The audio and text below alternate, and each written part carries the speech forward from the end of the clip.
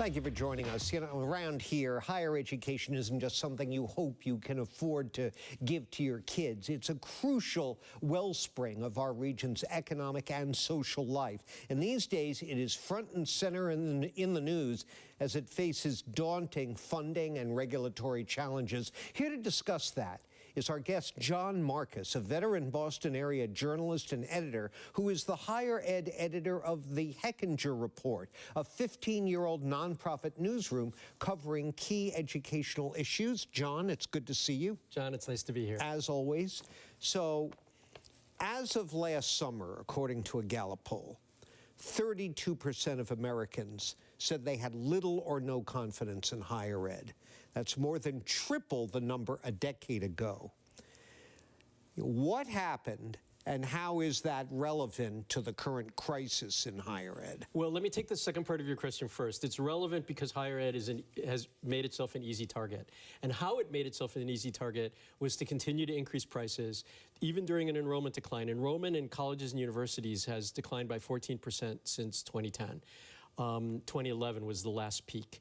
And it's about to decline again. The number of 18-year-olds has gone down. People stop having children during economic downturns.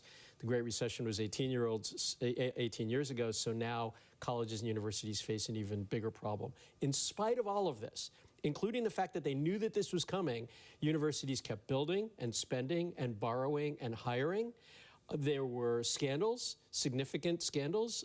Penn State, Michigan State, USC, Varsity Blues, and just a whole litany of problems over a decade that universities couldn't fix.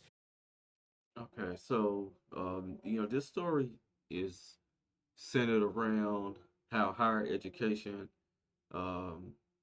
it's not really adding up to the value that it should, especially with how much it costs to attend most of these colleges, and it seems like a lot more people are taking things into their own hands as far as going out, getting skills that they can turn into jobs of their own, or that they can quickly go and get employment, versus going the long route, which is to go to a four-year university, maybe even go to grad school to get their masters and stuff like that.